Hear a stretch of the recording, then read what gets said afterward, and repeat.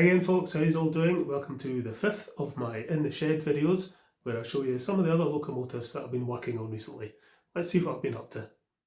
First up, it's the Hornby Hogwarts Express sent to me by Bernard that I was having so much trouble with previously.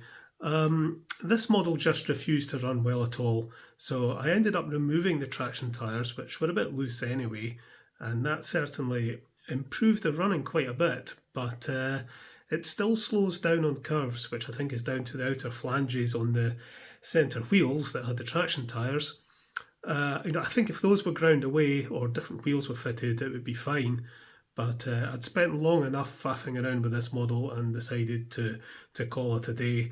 Not Hornby's finest model, this. Badly designed, poorly made, and far, far too delicate for, kiddies with little unforgiving hands. I've worked on 3 of these models now, and each one has been as bad as the other. I think I might need to consider whether I'll actually accept any of these for repair in the future. I'm not entirely sure they're really worth the effort.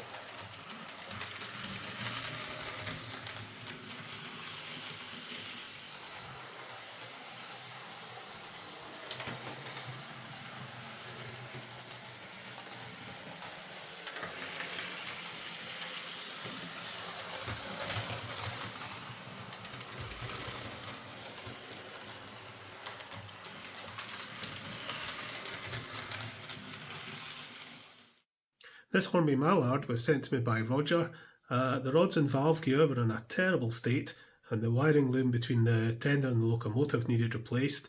Roger sent some replacement rods, so it wasn't too difficult to sort out the drivetrain. Replacing the plug and wires is something I've had to do a few times recently, so that wasn't too bad.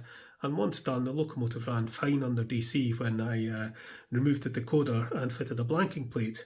However, sadly, I couldn't get this to run under DCC. I can only assume the decoder was dud. I'm not a DCC expert and I don't mess around with it, so I had to inform Roger that while I'd got the locomotive sorted for DC running, he might need to get someone else to look into the DCC issue. I maybe need to educate myself a bit more on DCC and try fitting decoders so I can deal with these issues and maybe do some DCC conversions for people, because it's something I get asked to do quite a lot, but at the moment it's not something I do. But maybe I should.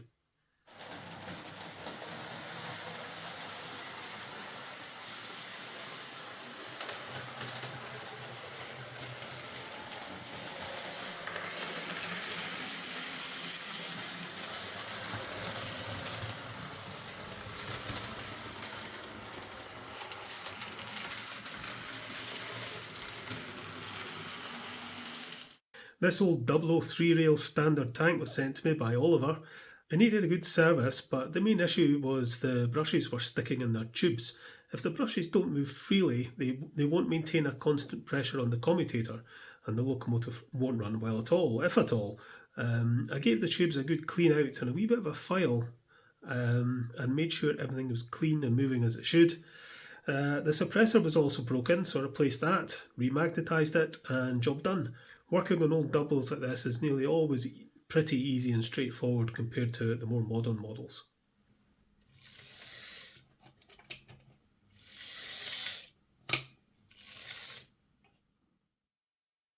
This old Triang Dock Shunter was sent to me by Paul. Now, he said he'd fitted some fine scale wheels, but the locomotive was limping badly and not running at all well. He also wanted an LED light fitted to it. On examination, I found that the wheel spacing to be set way too wide, and it was likely to be the cause of the limping. I gave the motor a strip down, service, remagnetise, and fully expected it to run okay, but although the limp had gone, it was lurching badly. I tried repositioning the gears, swapping the wheels around, but nothing I did seemed to resolve the lurching. On testing the armature, I found that there was something not right with it. There was a 0 resistance reading between 2 of the poles, which was odd. And after a while, the motor just gave up the ghost altogether and stopped running. I advised Paul that the armature needed replaced or rewound, but he'd picked up a second-hand identical shunter in absolute pristine condition.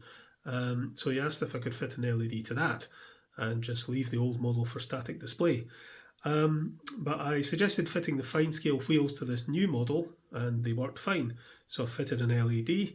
Not one of the special replacement kits that used to be available for this model. They're out of stock these days, but I fitted an LED, and Paul now has a wee Triang dock shunter that will work on modern track and has a nice bright headlight, which is what he was after. I reassembled the original shunter without the armature, so it will freewheel and it can be used for doubling up or static display or whatever, but a replacement armature would sort it. Sometimes when repairing models, you do have to go all the way around the house to get in the front door, so to speak, and end up doing a lot of work and taking a lot of time to do what should be a very simple job. It can be very frustrating and somewhat psychologically scarring financially when that happens. On more than one occasion, I've often thought of just telling people, just go and buy another model rather than pay for the repairs. And I think Paul made the right decision here. These dock shunters aren't too expensive to buy, so it makes sense just to get another one.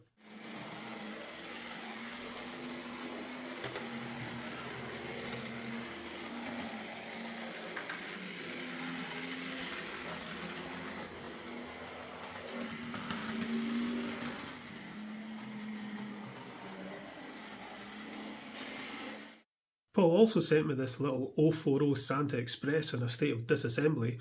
He said that the motor was fine, but there seemed to be a binding wheel issue.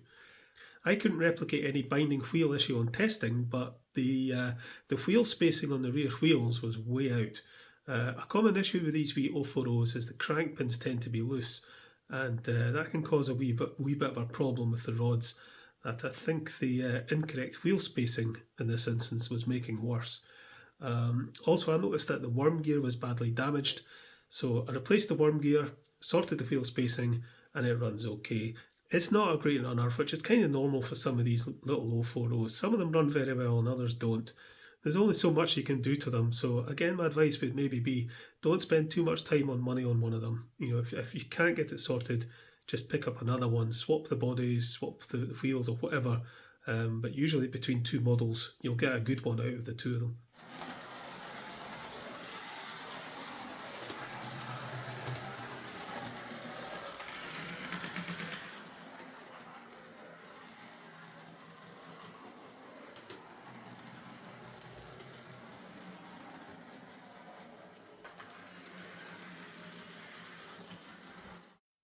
This Hornby Gordon was sent to me by Jason.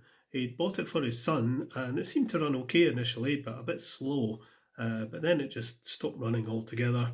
And when I tested it, it was pulling 700 milliamps on the amp meter, so it was clearly in need of some help.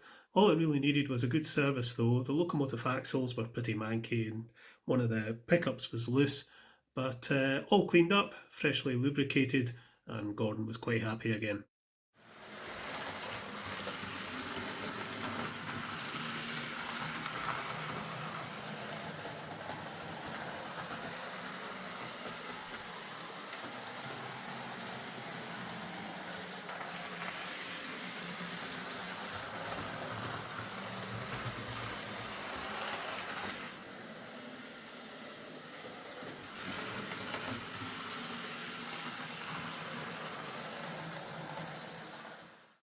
Jason also sent me his old Hornby 37 that had sat in his parents' loft for about 40 years.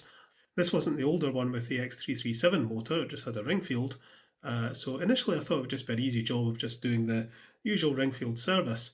However, it was very dry and had a dirty commutator, but after servicing it and reassembling it, it seemed to be reluctant to spin with the battery without giving it a nudge.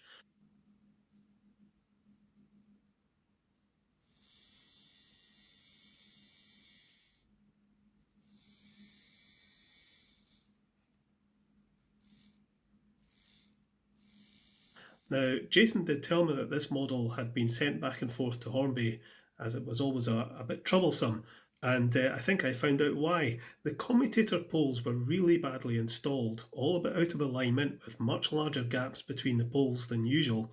I also don't think the poles were sitting completely flush, so it looked like a bit of a bodged commutator, so I swapped it out with a spare one and that seemed to sort it and it runs fine now. A 40-year-old problem solved.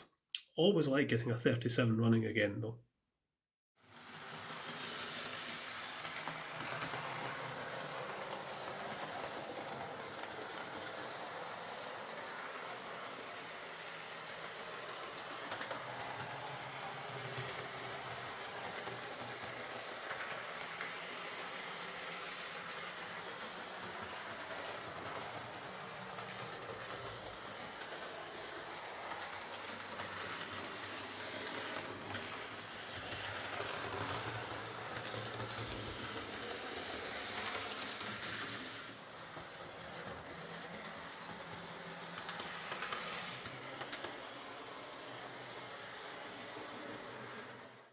And finally, another Hornby Britannia class Oliver Cromwell.